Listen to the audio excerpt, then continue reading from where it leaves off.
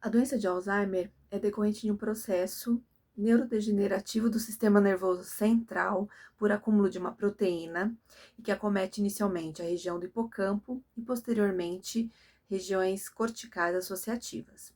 A linguagem está amplamente envolvida em várias áreas corticais e subcorticais, numa grande rede de funcionamento. Portanto, ela é facilmente deteriorada nas doenças do sistema nervoso central, como a doença de Alzheimer.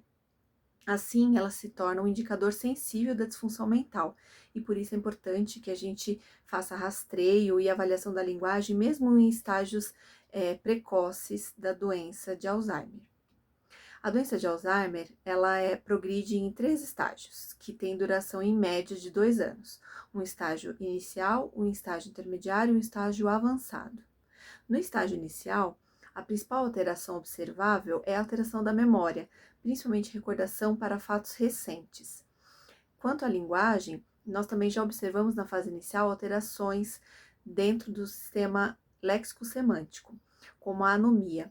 Então, na fase inicial, a pessoa com Alzheimer pode ter dificuldade de recordar o nome de objetos, de figuras e durante seu discurso, ter algumas lacunas decorrente dessa falha de acesso lexical. Na fase intermediária, essas alterações léxico-semântica pioram um pouquinho mais e há uma perda generalizada de outros aspectos cognitivos, como resolução de problemas, função executiva, atenção e a piora da memória propriamente dita. Então, fica muito evidente as alterações na vida cotidiana do paciente. Em relação à linguagem, além da piora no aspecto semântico-lexical, também observamos alterações do ponto de vista do sistema sintático e também dos aspectos pragmáticos da linguagem, do uso da linguagem nos contextos, da troca de turno, na iniciativa para a comunicação, no automonitoramento da sua própria fala. E começa também uma deterioração dos aspectos fonológicos. No estágio avançado da doença de Alzheimer, há, há uma piora mais significativa ainda de todos os aspectos cognitivos e de linguagem. A expressão verbal se restringe a ecolalias, a vocalizações, a expressão facial, né? Então, a meios não verbais de comunicação, e o paciente perde completamente sua independência e sua autonomia. Então, vale lembrar, por isso, que desde o estágio inicial é importante a gente avaliar as habilidades linguísticas, por ser, primeiro, um indicador sensível de uma disfunção mental, e segundo, porque a gente vai fazer todo o plano terapêutico para tentar amenizar os déficits decorrentes de uma privação da interação social, e que a gente sabe que pode levar a uma institucionalização precoce também, né, pela falta de comunicação. Então, é muito importante a gente detectar essas falhas, esses déficits, porque a gente consegue trabalhar nessa fase inicial, principalmente com esses déficits de comunicação. Vale ressaltar ainda que déficits cognitivos podem levar também a comprometimento de outras funções, como, por exemplo, a deglutição. Então, a pessoa com Alzheimer que está com um déficit atencional, um déficit de planejamento, também vai ter dificuldade para se alimentar muitas vezes, e já na fase intermediária pode necessitar de uma supervisão e de adaptação da sua alimentação. Além dos déficits cognitivos e dos déficits de linguagem, algumas alterações comportamentais são bem observadas também na doença de Alzheimer. Eles podem apresentar sintomas psicóticos, como alucinações, ideias delirantes de caráter persecutório. Não é muito incomum a gente ver o paciente com Alzheimer achando que outra pessoa o roubou, que ele está em outra casa, não reconhecer o ambiente, e isso leva a mudanças bruscas do humor, a agressividade, a agitação, inquietação e muitas vezes uma tristeza muito grande também. Então, essas são as principais alterações comportamentais que a gente observa, e elas são mais evidentes, principalmente com idosos mais velhos. Há também uma síndrome do pôr do sol, que a gente chama, que é quando tem uma redução da luz solar, e aí o paciente com Alzheimer entra numa agitação, uma mudança do seu comportamento importante por conta dessa redução da luminosidade. Então, é bem comum também essas alterações comportamentais no fim do dia. E aí ajuda muito manter um ciclo aí de dia e noite e aumentar a luminosidade nesse período do fim do dia, para que diminuam esses efeitos, essas alterações comportamentais que eles apresentam nesse horário do dia.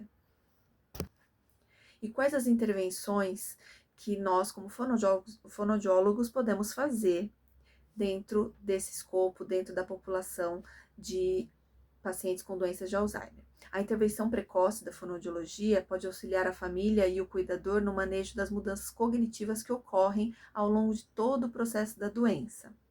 Na terapia, nós vamos estimular as áreas que ainda estão preservadas. Então, por exemplo, se iniciarmos nosso trabalho no estágio inicial da doença, em que o prejuízo maior é dentro do aspecto do sistema léxico-semântico, a gente pode trabalhar bastante com leitura escrita, com os aspectos de elaborar frases, produzir frases, por exemplo, e vamos estimular o que não foi perdido, né? E estimular um pouco do aspecto do léxico semântico, de lembrar nomes das palavras, nomear figuras, descrever uma foto, por exemplo.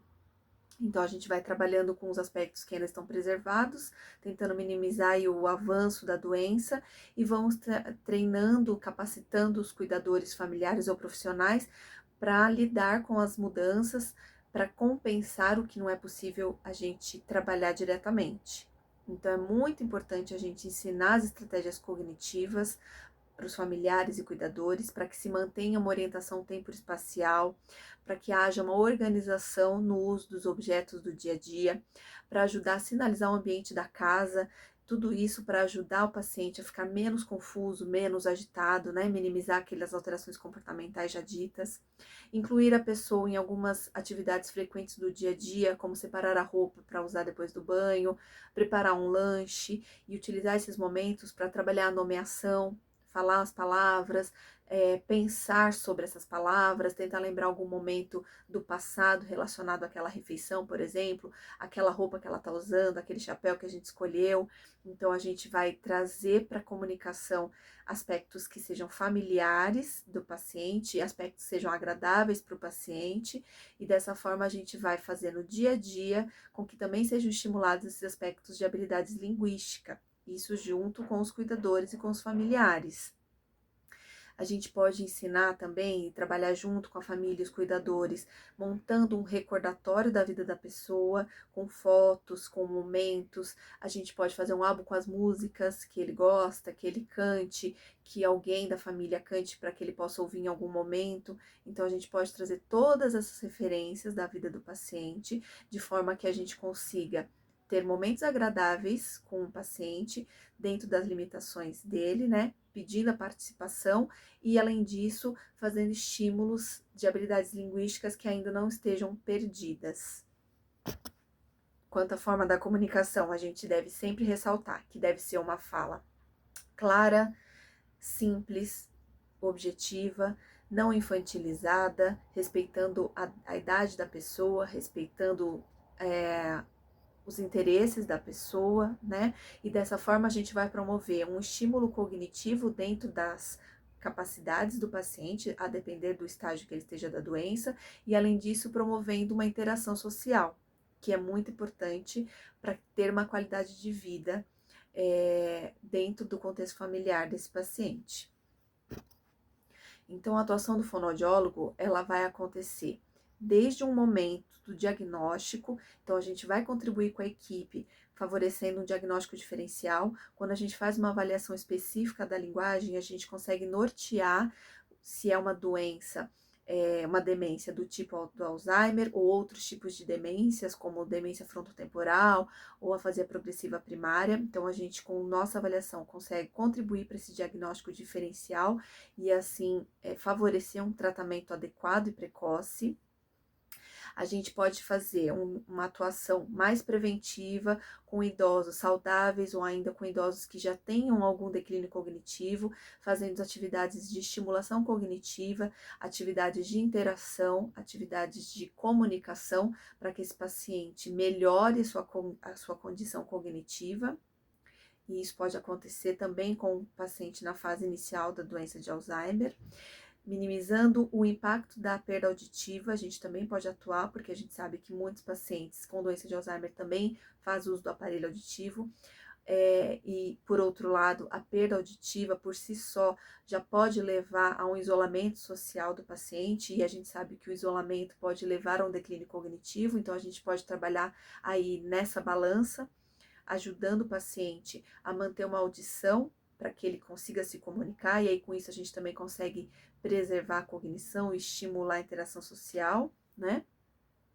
E também intervindo diretamente nas alterações, como eu falei, na terapia fonoaudiológica, a gente vai trabalhar com as alterações de linguagem, as alterações cognitivas que o paciente com doença de Alzheimer tem.